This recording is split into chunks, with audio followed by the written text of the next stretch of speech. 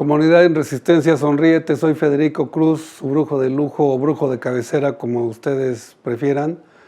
Vamos a dar comienzo a otra viernera.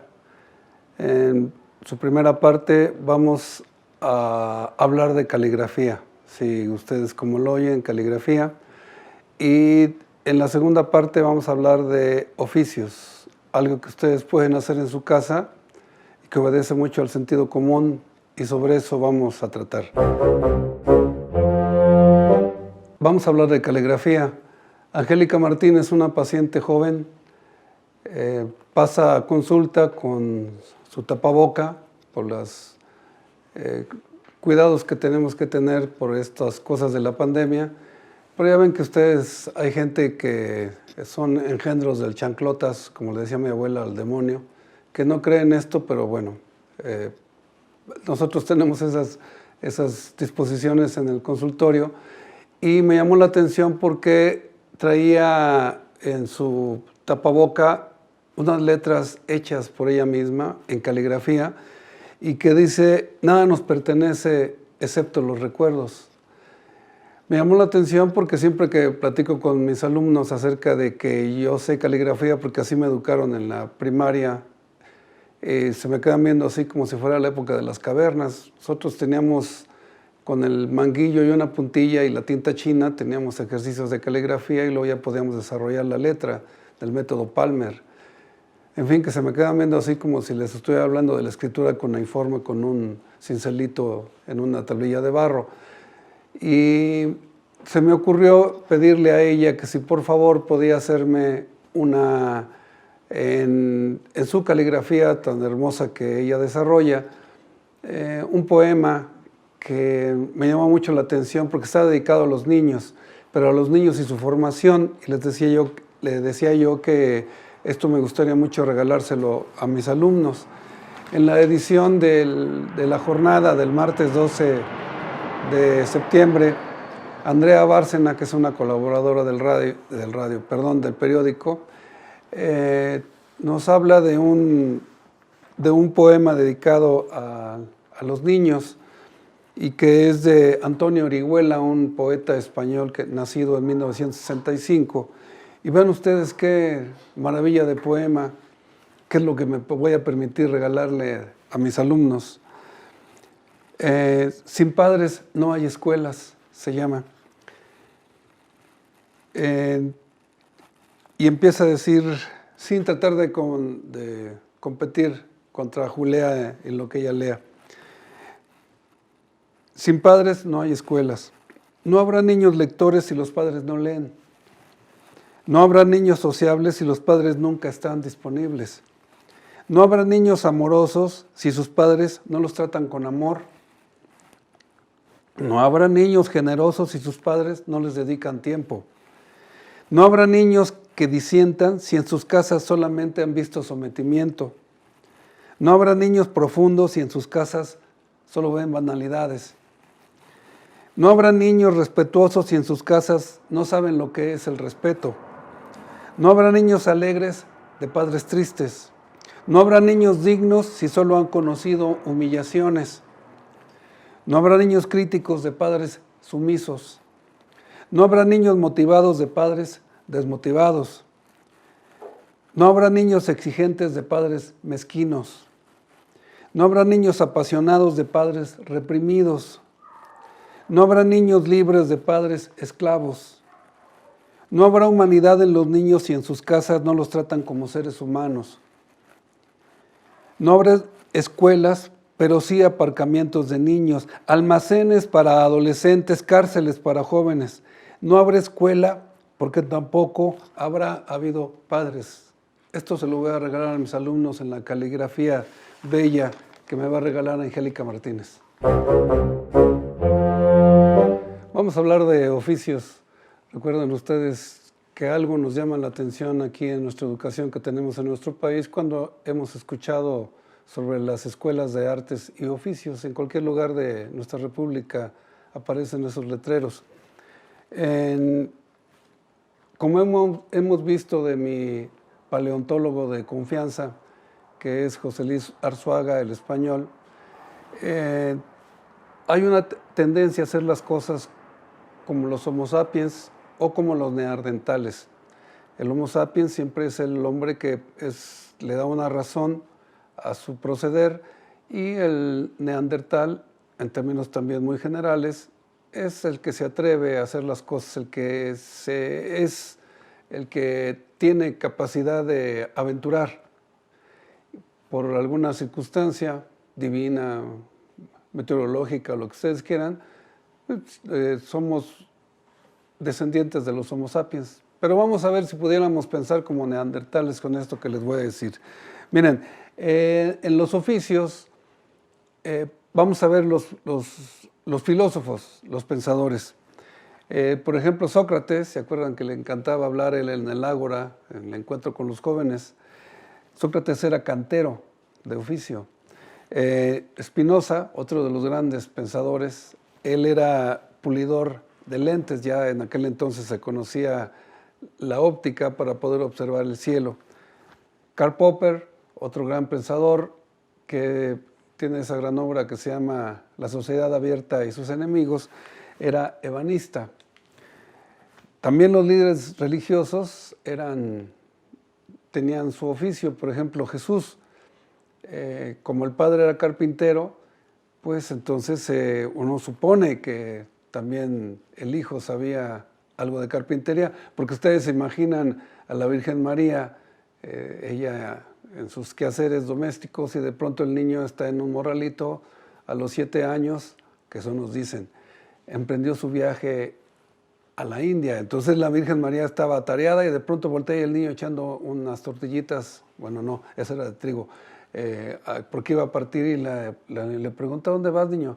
Voy con unos maestros allá a la India. No, le jalaba la orejita: usted viene aquí, ayúdele a su jefe, a Pepe el Toro, para que esté haciendo sus cosas en la carpintería.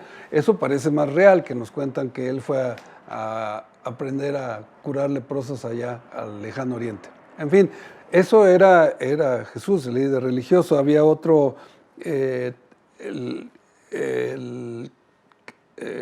líder religioso, que es Pablo de Tarso. Él era peletero, le sabía el corte del cuero para su aprovechamiento, y bueno, es uno de los grandes líderes religiosos. Otro, también igual de famoso, es Gandhi. Gandhi, él tenía la rueca y en ella basó su capacidad para poder vencer al Imperio Británico, porque él decía que la gente tenía que hacer su propia vestimenta y así poder tornar a la industria de Inglaterra, y lo hizo. En fin, por eso no nos debe extrañar que se puede perfectamente acompañar lo que es un oficio en nuestro proceder. José Vasconcelos, por ejemplo, cuando él implanta la enseñanza secundaria en nuestro país, cuando fue secretario de Educación, pues tiene como consecuencia el saber unificar el saber teórico con el saber práctico. ¿Qué era el saber práctico? Pues aprender un oficio, pero también aprender las hortalizas.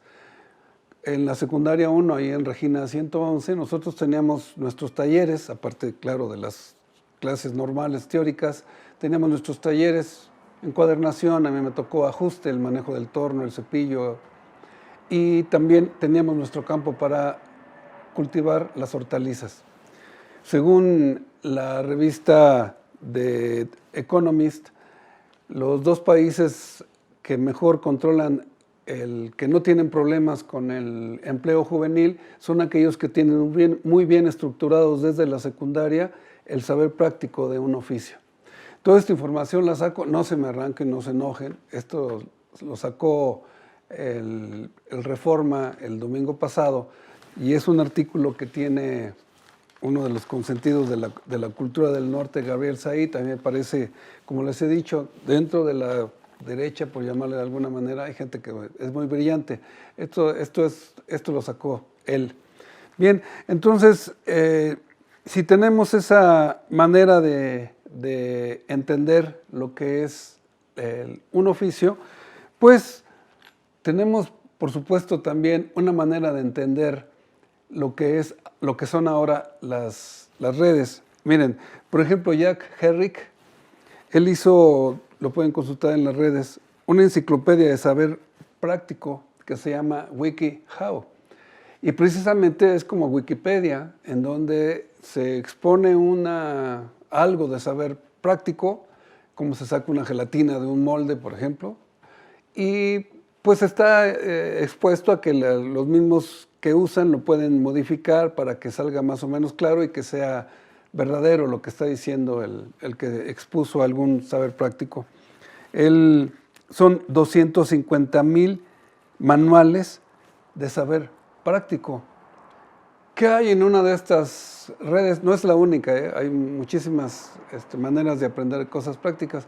¿Cuál es una de ellas? Saber inyectar. Ah, caray, saber inyectar, sí, es muy importante.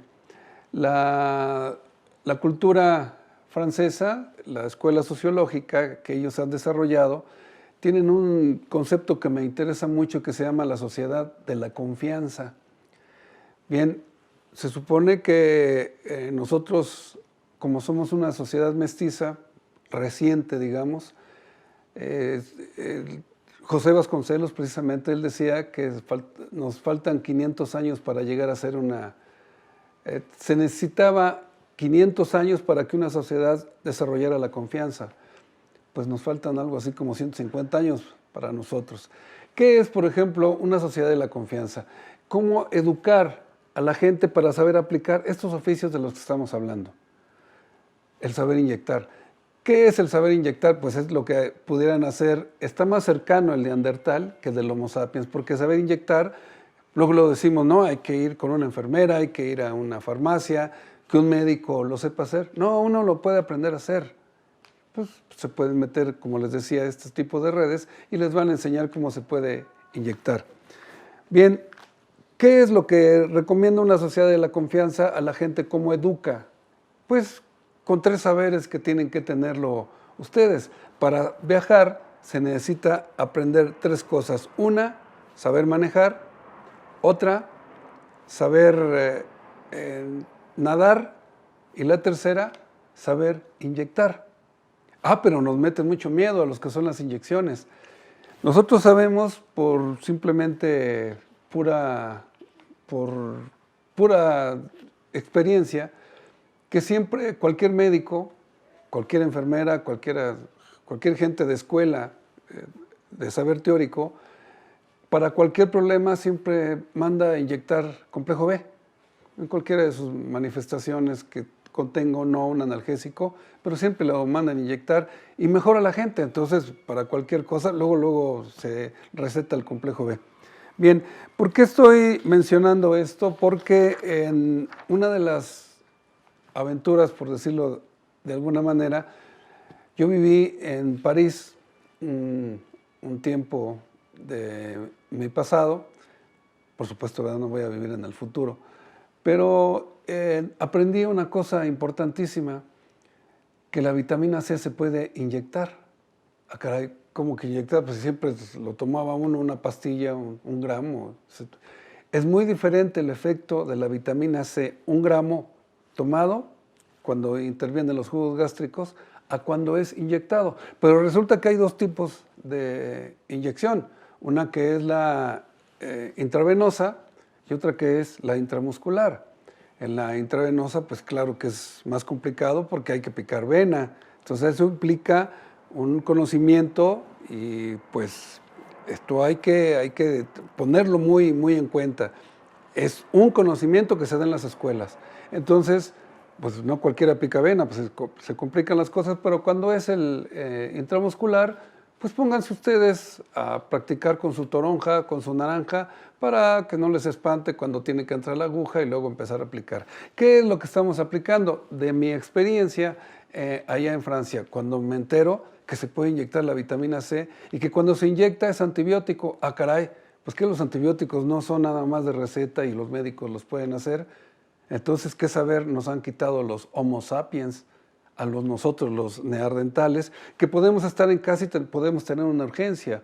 Con respecto a eso, pues resulta que esta caja que les estoy mostrando es una caja que ustedes pueden adquirir en las farmacias de México y nada más en las farmacias. Esa es la única marca, no lo voy a decir porque pues no es comercial y no me ha pagado nada, pero esta es una caja que de 6 ampolletas de 10 mililitros que equivalen a ácido ascórbico en 1 gramo. Resulta que una de mis pacientes de que 3 generaciones que ha venido, no voy a decir su nombre porque me enoja, que le faltó a ella el arrojo para poderse decirle a su mamá que le inyectara. Ha ido su abuela, su padre, ella misma y sus hijos. 4 generaciones, y cuando me entero tiene todas las características del COVID, los problemas de la respiración, la tos, los dolores musculares muy intensos, etcétera, principios de fiebre, y le doy la vitamina C para que se le inyecte. Se inyecta una diaria y durante 6 días es 1 gramo diario. Y me entero que la mamá no quiere ponérsela porque dice que es intravenosa. Intravenosa porque hay que ir con alguien especializado, pagarle, etcétera, ¿no? Y bueno, si ya tenemos esa indicación, entonces se traba el conocimiento y decimos, no, tiene que ser alguien especial para que me pueda inyectar. Y no, como es una sustancia hidrosoluble, o sea, que se digiere en agua, que se diluye en agua, así como también parte del complejo B, pues entonces nos olvidamos que se puede tener el propio oficio de inyectar. Finalmente se inyecta ella, esta madre joven, y tal parece que es milagroso, porque eso lo tenemos nosotros como en nuestro paquete como el COVID, aparte de los test, es inyectarse vitamina C. Fíjense nada más qué importante es esto. Cuando yo me di cuenta, quise, en ese viaje que yo estaba haciendo allá, regresaba para México, y quise comprar vitamina C y nada más se podía vender allá en las farmacias de 1 paquete por paciente, pero los paquetes allá son de 1 mililitro, la inyección. Los que han tenido la experiencia de inyectarse vitamina C, duele en serio, a mí no me interesa y me tardo 10 minutos en que poco a poco muevan el émbolo para poder aguantar esa explosión de dolor. Pero si ustedes se inyectan esta ampolletita que está liofilizada, pues es como ponerse la cabecita de un cerillo y retirarla. Cuando son 10 mililitros, ahí sí se ve que ustedes están convencidos que un brujo se los mandó. Bien.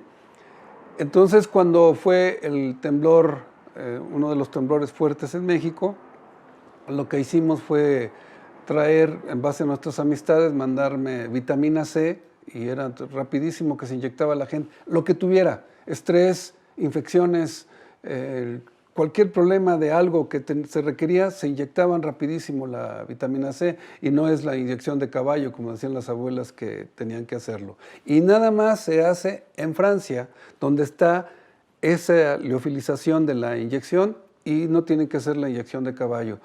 Porque en Francia tienen mucha influencia, el poder del consumidor, ahí sí se ejerce, la gente es muy protestona cuando van en contra de sus intereses, y era Roche, los laboratorios, quien la distribuía. En México la distribuye esta caja que ustedes tienen, que ustedes la ven, pero no la voy a decir cuál es.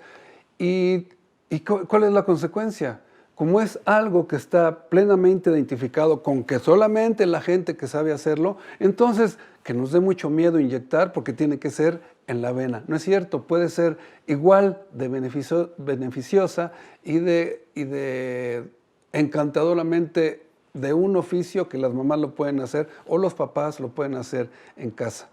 En todo el mundo se distribuye así, en todo el mundo es dolorosísima ponerla, pero ustedes van a ver el efecto que se hace en casa hasta para el problema de estrés. Bien, para la siguiente viernera voy a hablar también de lo que es el complejo B, que también tiene su parte, que nos espantan de que eso nada más lo pueden manejar los especialistas.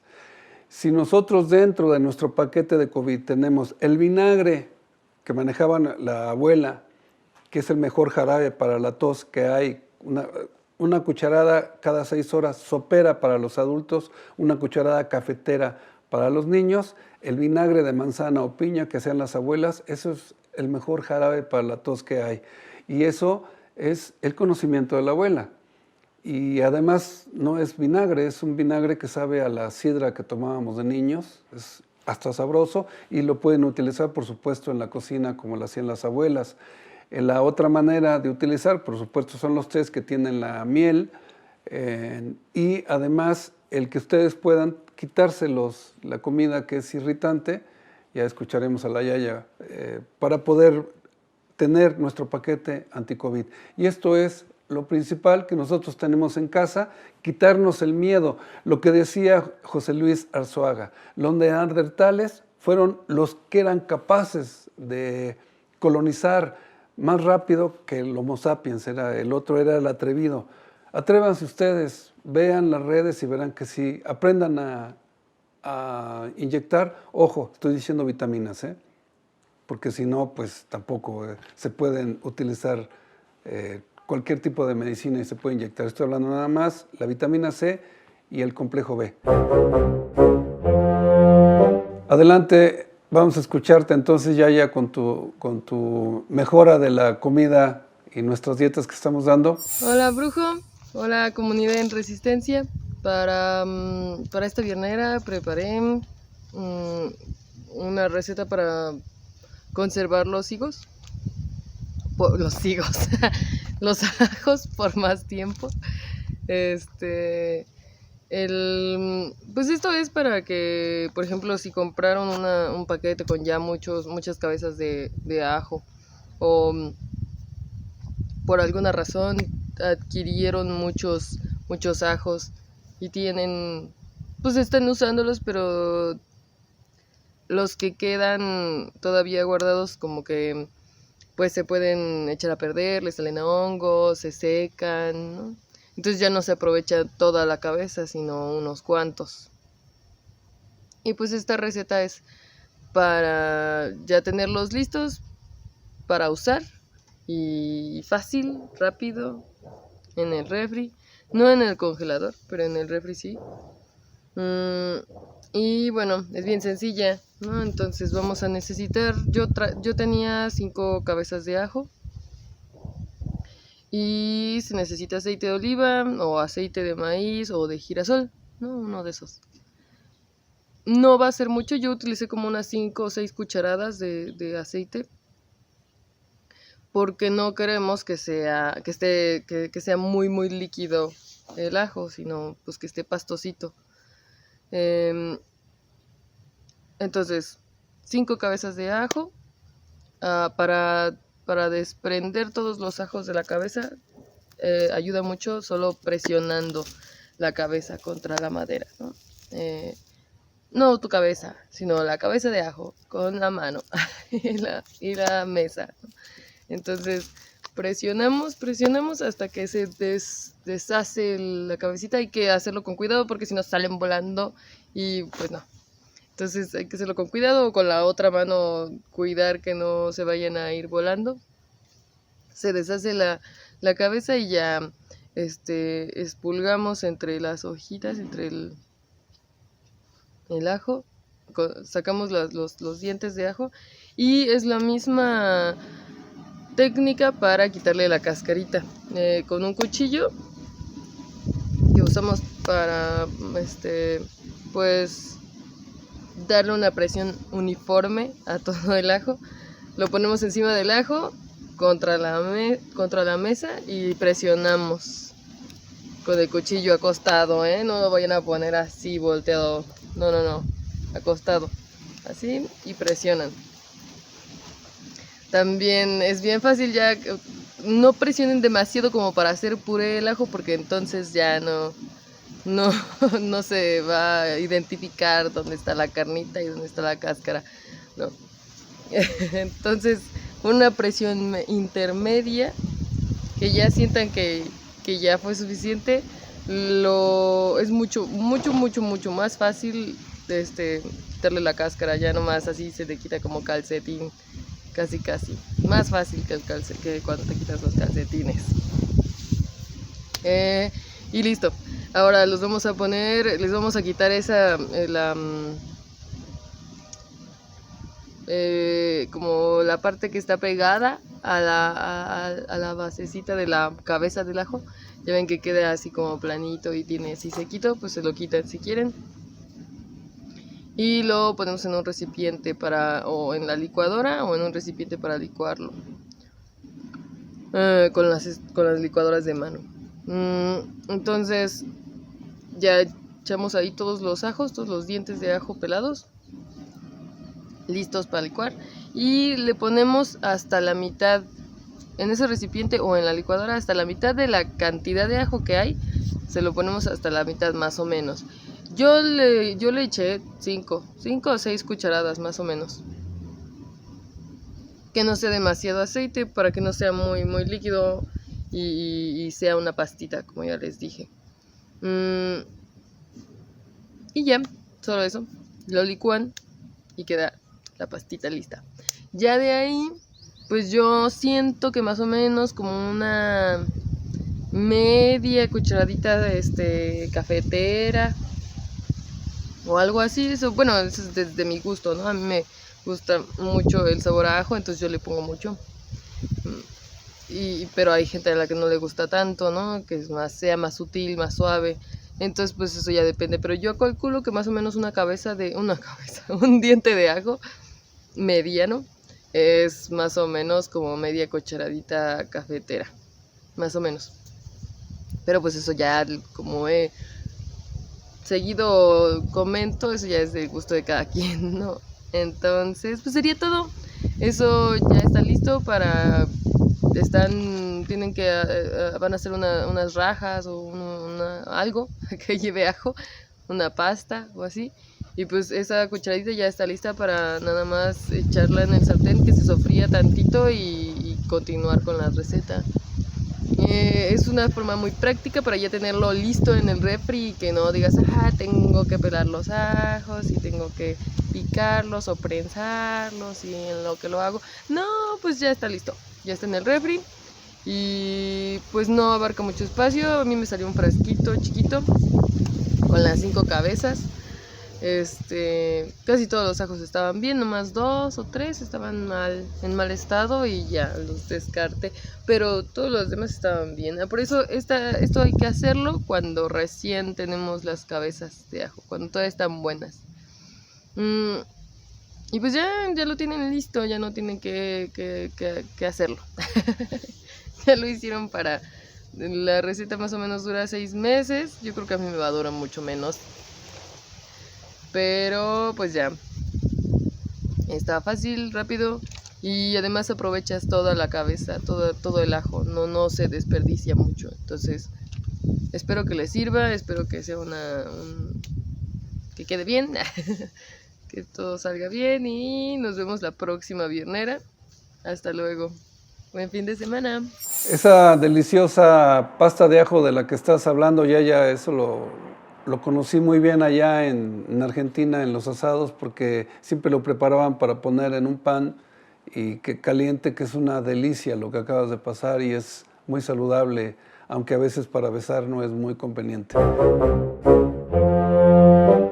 Ahora vamos con Julia y su sección de lo que Julia lea. Por cierto, Julia, en la sección anterior de la viernera, hablaste de Joan Didion. Hay una cosa que me interesa mucho para mí explicar de lo que me he dedicado a la salud. Hay 2 personalidades que me llaman mucho la atención en cuanto estoy leyendo. Son aquellas personalidades que han regresado de una experiencia de dolor muy fuerte, regresado sin tener que demostrar permanecer en el dolor profundo y que pueden regresar. Didion hace, como tú lo comentaste, ese regreso que hace de que muere su esposo y enseguida muere la hija, pero se dedica en este estudio que nos estás hablando a una investigación muy profunda y que, fíjese qué curioso, tiene que ver con esto que le decía de los oficios. Hay ciertas cosas que los médicos no pueden ni deben meterse, que es el dolor muy profundo, pero sí nosotros podemos comportarnos como un neandertal e investigar acerca del dolor que provoca un problema fisiológico causado por una enfermedad. Bien, adelante, te escuchamos, Julia. Hola, muy bonito viernes a todos y a todas. Espero que se le estén pasando muy, muy bien. Yo por mi parte les cuento que hice la inversión de una mejor cámara, entonces ustedes me dirán si se ve mejor o si se escucha mejor, si no, pues para volver a la cámara antigua. Pero bueno, lo hice con el fin de que pues sea todo mucho más claro y nítido y pues que podamos comunicarnos mejor. Bueno, el día de hoy les quiero hablar de un libro, pero sobre todo de una autora, ¿no? El libro es La Amortajada de María Luisa Bombal, que bueno, este libro es de pues, inicios del siglo XX, se publicó en 1938, si mal no recuerdo, pero lo que es muy interesante es que pues justamente fue publicado por una mujer, ¿no? Yo sé que en ese momento pues ya había algunas mujeres publicando, algunas mujeres conocidas, no sé, se me ocurre Virginia Woolf, en Latinoamérica, pues quizás está Clorinda Mato de Turner, que en el siglo XIX hizo una novela llamada Ave sin nido, ¿no? Pero en realidad, pues de nuevo, eran muy pocas las mujeres que estaban publicando. Y María Luisa Bombal, pues fue en realidad de las pionerísimas, o sea, como que en Latinoamérica le debemos todo, ¿no? Ella es chilena, pero bueno, vivió en Francia una buena parte de su juventud y volvió, quería ser actriz, pero pues al final dijo, no, pues lo que se me da a mí es la escritura, ¿no? Incluso cuentan que pues se llevaba mucho con Pablo Neruda, con ciertos escritores, y pues sí, todos ellos decían, no, no manches, o sea, como que, ya saben, en el machismo de esa época pues era como de, no, pues es que es la única mujer con la que sí podemos hablar de libros y que sí es inteligente y así, ¿no? Pero bueno, lo que me parece muy interesante de ella es que tiene en realidad muy poco escrito, o sea, como en comparación a otras obras, pero en realidad lo que tiene escrito es de muy buena calidad y es muy original. Por ejemplo, también otra novela, bueno, novela muy breve en realidad, que publicó que también, o sea, lo más importante de María Luisa Bombal o lo más conocido es La Amortajada y La Última Niebla, ¿no? Que los dos son novelas muy breves. También tiene un cuento muy bueno llamado El Árbol, ¿no? En todos estos sí hay una constante que es como todos siempre son puntos de vista femeninos que tienen que ver como con sus relaciones amorosas y también hay una relación muy fuerte como con entornos rurales y con la naturaleza. O sea, sus descripciones de la naturaleza son bellísimas, así súper poéticas. Estaba como releyendo hace unos días La Última Niebla y habla de los espejos como aguas apretadas. Y se me hizo una imagen súper original e increíble, entonces yo dije, no, o sea, y tiene muchas así, o por ejemplo es muy sensitiva, por ejemplo habla de cómo, en varias ocasiones, de cómo pues en la humedad del bosque, pues las hojas ya no crujen, ¿no? Porque están mojadas, ¿no? O por ejemplo que el sol, un poco lo que hace es despertar los olores de la tierra, porque claro, o sea, como que el calor que desprende el sol despierta los olores, pero yo nunca había pensado, claro, el sol es el que provoca eso, ¿no? Entonces ese tipo de cosas están increíbles. Y pues bueno, al final, estos puntos de vista femeninos tienen que ver con una búsqueda de la sexualidad, lo cual en esa época, que es pues los 30, los 40, me parece bastante transgresor. Todavía incluso ahora, esto es mi opinión personal, creo que a veces el feminismo un poco ha olvidado todo lo que tiene que ver como con el placer y la búsqueda del deseo, ¿no? Quizás porque nos radicalizamos muy rápido, entonces como que, no sé, muchas empezamos a sentir culpa por querernos relacionar con hombres, ¿no? Cuando creo que muchas veces la búsqueda tendría que ser como cómo hacer ese placer pues equitativo y justo, ¿no? Entonces pues la exploración del deseo en María Luisa Bombal está increíble. La Última Niebla, les decía, es esta novela de una mujer que se casa con su primo, pero su primo en realidad no la desea, no la ama, se casa con ella nada más porque su primera esposa fallece como en circunstancias muy abruptas. Entonces ella tiene un encuentro como sexual con un desconocido y entonces toda la novela es como ella intentando recordar eso y volverlo a ver.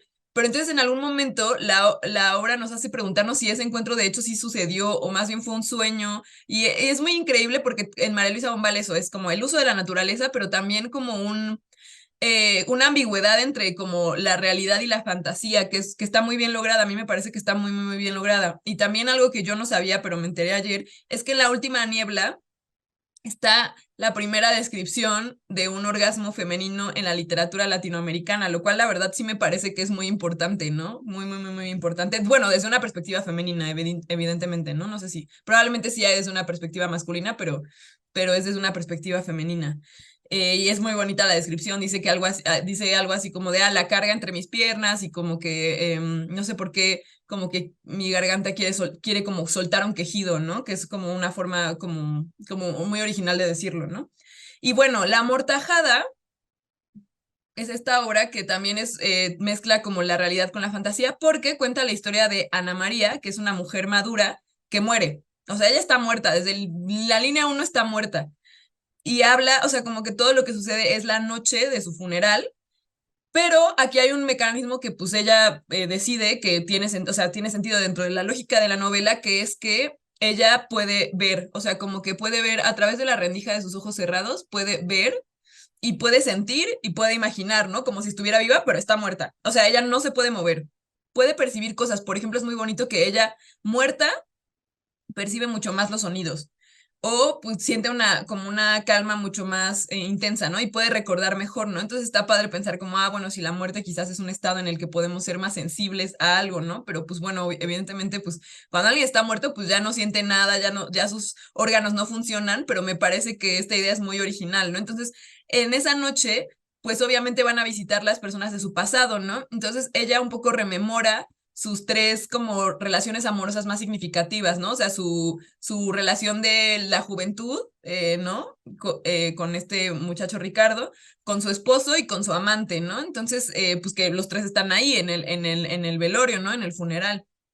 Entonces, o sea, también ahí de nuevo hay como una búsqueda de la sexualidad, una búsqueda del amor, una búsqueda como de relacionar el deseo con la naturaleza, que eso también, pues, eso en general se hace mucho en la literatura, pero creo que aquí está muy bien logrado, ¿no? Entonces, bueno, esta novela yo la recomiendo muchísimo, también La Última Niebla, también El Árbol, y decirles esto, que están en PDF en Google, también se pueden buscar desde un portal llamado Memoria Chilena, que en general es un portal que yo recomiendo muchísimo porque hay un sinfín de textos de autores chilenos en ese portal, ¿no? Yo creo que también tendríamos que tener ya nuestro portal de memoria mexicana, pero pues bueno, ahí lo pueden buscar.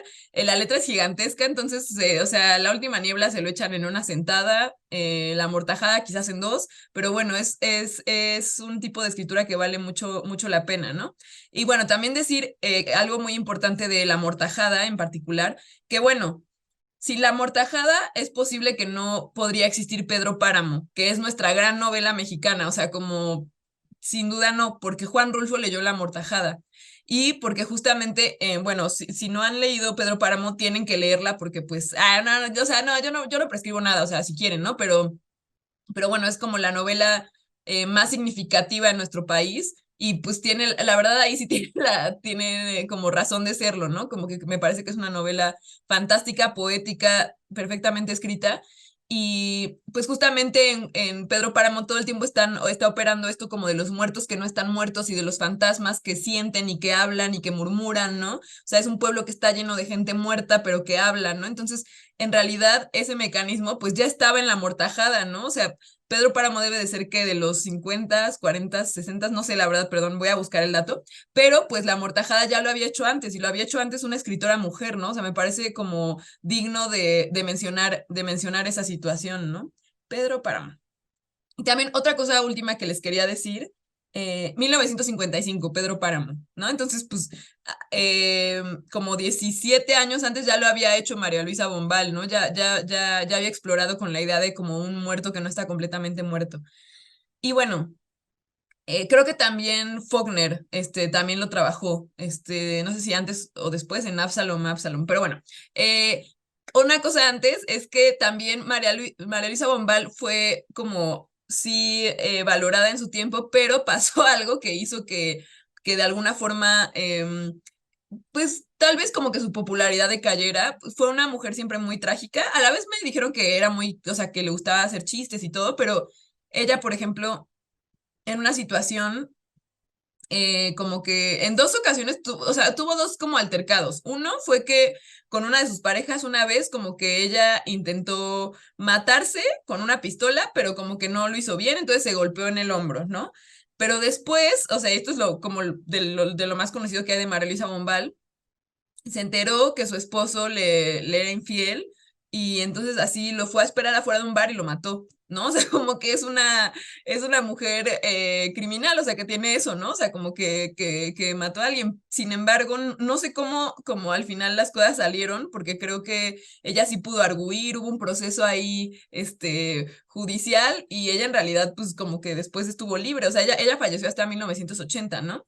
Pero bueno, creo que es muy conocida por eso, ¿no? Que es como, bueno, es una mujer que pues de alguna forma como que hacía cosas muy adelantadas para su época y que además le disparó a su cónyuge, ¿no? O sea, me parece muy, o sea, no sé, que es un personaje muy fascinante, pues, ¿no? O sea, más allá de obviamente reprobar que, pues no, ni aunque te pongan el cuerno está bien matar a alguien, ¿no? Lo que me parece un poco interesante es que pues casi siempre cuando escuchamos esta historia, pues es un feminicidio, ¿no? O sea, es un hombre el que asesina a una mujer infiel, ¿no? Aquí me parece que al revés es, sí, reprobable, sin embargo interesante, yo lo diría así, ¿no? Pero bueno, muchas gracias por el espacio, por este tiempo. De verdad, María Luisa Bombal vale muchísimo la pena. Sí, es un poco como pues sí, la mamá escritora de todos y de todas en Latinoamérica. Bueno, no, o sea, bueno, mía, pues no de todos, ¿no? Uno se crea sus propias genealogías, ¿no? Pero pues es alguien a quien sí me interesa mucho, que sí vale mucho la pena, que creo que quizás muchas veces se le pide como algo más feminista, como de, ay, no, es que porque siempre habla del amor y de la mujer como como tan entregada que solo se desvive por el hombre, que creo que pues tiene sentido esa crítica, pero creo también que, de nuevo, el deseo femenino sigue siendo muy transgresor en esta época, incluso. Entonces, bueno, yo me quedo con eso y pues sí, les recomiendo mucho La Amortajada, La Última Niebla, El Árbol y toda la obra de María Luisa Bombal, que además no es tanta, ¿no? Entonces, bueno, pues muchas gracias y nos vemos muy, muy pronto. Gracias, Julia.